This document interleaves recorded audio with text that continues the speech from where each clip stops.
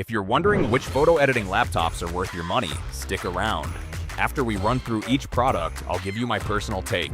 Would I buy it or would I skip it? No fluff, just my honest opinion. Let's get into it. Apple MacBook Air M4. This thing is so thin it makes my credit card look obese. But surprisingly, the M4 chip handles Photoshop like a total boss without ever making a sound.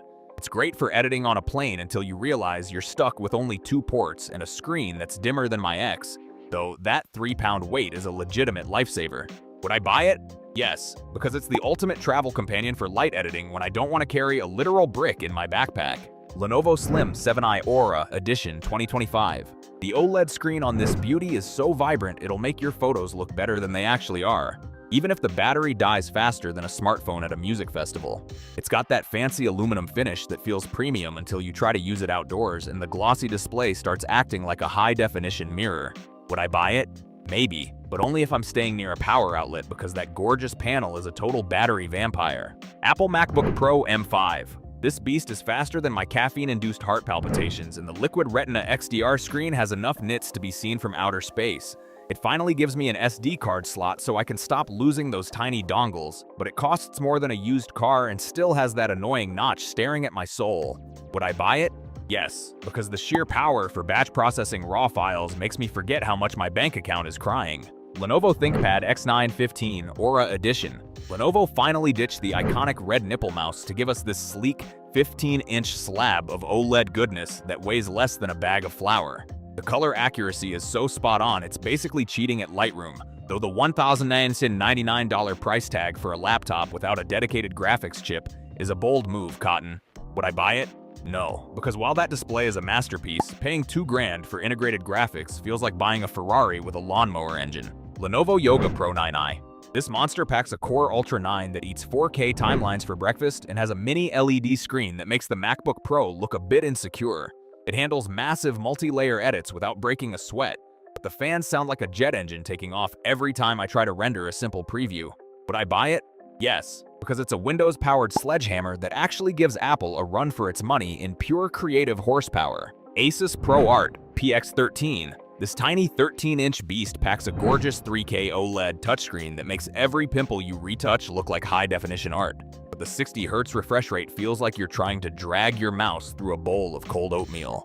It handles heavy Photoshop filters like an absolute legend thanks to that Ryzen AI 9 processor. Yet the battery will literally commit suicide in about 2 hours if you dare to do some actual heavy lifting on the go. Would I buy it?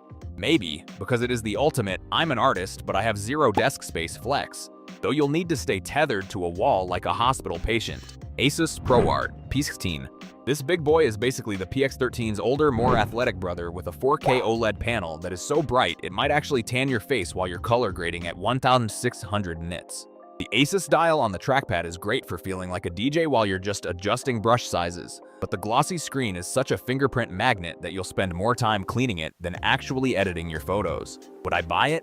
Yes, because having a portable 16-inch workstation that doesn't weigh as much as a small car is a total game changer for my workflow. Lenovo ThinkPad P1 Gen 7. It's got that classic I work for a Fortune 500 company vibe and a sturdy carbon fiber build, but paying this much for an entry-level graphics card feels like getting robbed in broad daylight. The color accuracy is solid enough for professional retouching, but that 60 Hz refresh rate again. Come on Lenovo, it's 2026. Stop giving us tech from the Stone Age. Would I buy it? No, because unless your boss is paying for it, the price-to-performance ratio will make your wallet cry for mercy.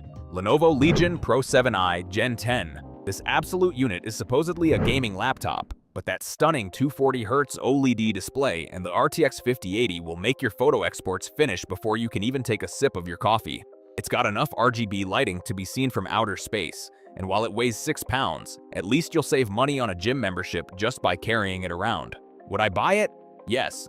Yes, because it's basically a desktop in a trench coat and I'm a total sucker for that overkill performance and high refresh rate. Put TZ Book Mustade with TZ Book Fury 16 G11. This workstation is so thick it could probably stop a bullet, and with 128 gigabytes of random access memory, you can open every single raw file you've ever taken without the fan sounding like a jet engine. The 4K IPS panel is color accurate as hell, but the 720p webcam is so grainy, it looks like you're calling from a potato patch in the middle of a storm. Would I buy it? No, because it's basically a portable radiator that costs more than my actual car, and I don't need 16 terabytes of storage just to edit my vacation photos. Samsung Galaxy Book 5 Pro 360. This 2-in-1 flips around more than a politician in an election year, and that 3000 resolution AMOLED screen makes my high-resolution RAW files look so crisp I can see the regret in my model's eyes. It comes with an S Pen for precision masking, but the 16 gigabytes of memory is a bit of a joke for professional workflows when you're trying to run 20 Chrome tabs in Photoshop at the same time. Would I buy it? Maybe, because while the screen is a total vibe for editing, I'd probably end up snapping the thin hinge if I get too aggressive with my stylus during a late-night retouching session. Gigabyte Aero 16 OLED. The 16:10 aspect ratio 4K OLED display is basically a cheat code for color accuracy with that factory calibration. But the 60Hz refresh rate feels like I'm scrolling through a flipbook from the 19th century. It's got more ports than a pirate ship, which is great for my external drives. Yet the battery life is so tragic I can barely finish a heavy Lightroom export without sprinting for a wall outlet. Would I buy it? Yes, because having nearly 100% Adobe RGB coverage at this price point is worth carrying around a power brick the size of a sourdough loaf. Microsoft Surface Laptop Studio 2. I love pulling the screen forward into stage mode to feel like a digital artist, but the fact that the Surface Pen is still sold separately after I've already dropped $2,000 is a special kind of corporate audacity. The Delta E color accuracy is actually insane for a tablet hybrid, though it gets hotter than a spicy pepper under heavy loads, and the fans sound like they're trying to achieve takeoff velocity. Would I buy it? No, because while the form factor is cool, I can't justify paying premium prices for just okay color gamut coverage when I've got actual professional work to deliver. Dell Precision 5690. This absolute unit of a workstation packs an NVIDIA RTX 5000 Ada that eats my AI-enhanced denoise tasks for breakfast, yet the base model comes with a screen so dull it makes a beige wall look exciting. It's built like a tank and features military-grade durability for when I inevitably drop it. But paying £6,000 for a laptop that still has an optional SD card reader feels like being mugged in broad daylight. Would I buy it? Yes, because if you spec it with the OLED touch panel, it becomes the ultimate powerhouse that makes every other laptop on this list look like a glorified calculator. HP OmniBook 7. The 3K OLED panel is a total knockout for editing on the go, and the new Intel Core Ultra chips handle AI masking like a champ without turning my lap into a George Foreman grill. It's surprisingly rugged for a laptop that looks this sleek, but the webcam quality is a bit of a catfish since those high megapixel numbers don't actually stop me from looking like a blurry potato on Zoom calls. Would I buy it? Maybe, as it's a solid all-rounder for a travel vlogger, but the weird port layout means I'll be living that dongle life forever just to plug in my mouse. Acer Nitro ANV15 5276NK. This budget beast packs a punch with an Intel Core i7-1362D0H and an NVIDIA GeForce RTX 4050 that makes multitasking through heavy photo edits feel smoother than a greased-up penguin, even if the 165Hz refresh rate is basically overkill for a static JPEG. The real tragedy is the display brightness, which caps out at a pathetic 250 nits, meaning if a single ray of sunlight hits your room, you'll be editing your own reflection instead of that landscape shot. Would I buy it? Maybe, because it offers insane performance for the price, but you'll definitely need to plug in a color-accurate external monitor unless you want your professional photos to look like they were color-graded by a blind toddler. Lenovo ThinkPad P16s Gen 3.